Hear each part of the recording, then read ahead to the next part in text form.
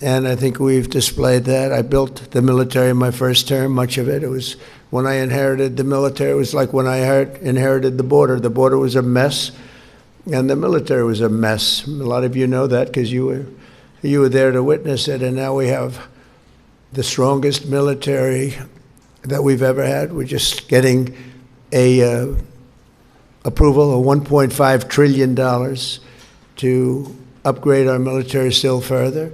But when I was spending all that money in my first term, it was a great term, a very unbelievable term.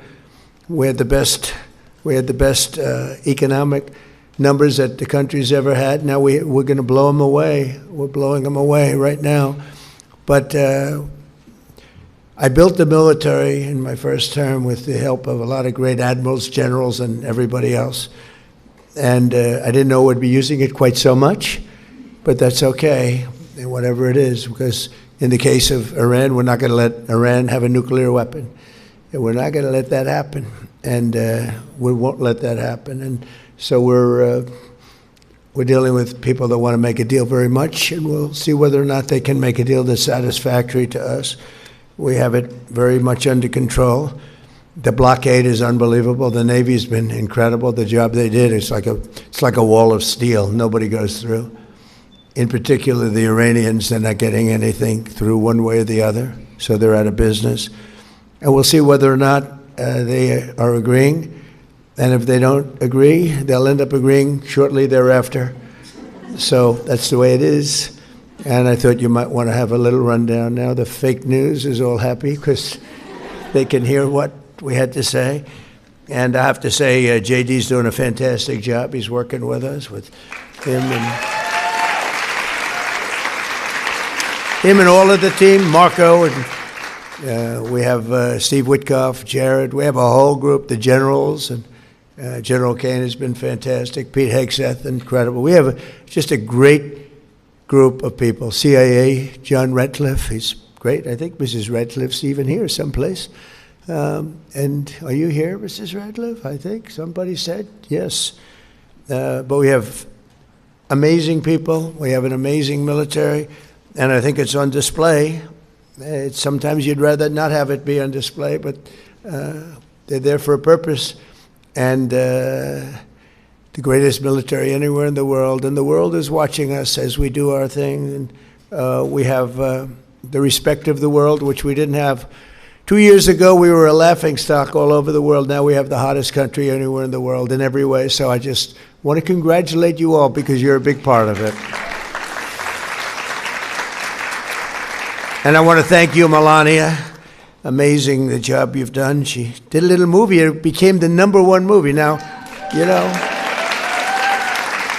And I can't exaggerate because if I did, they would be all over. It wasn't #1. It was #2. It was #5.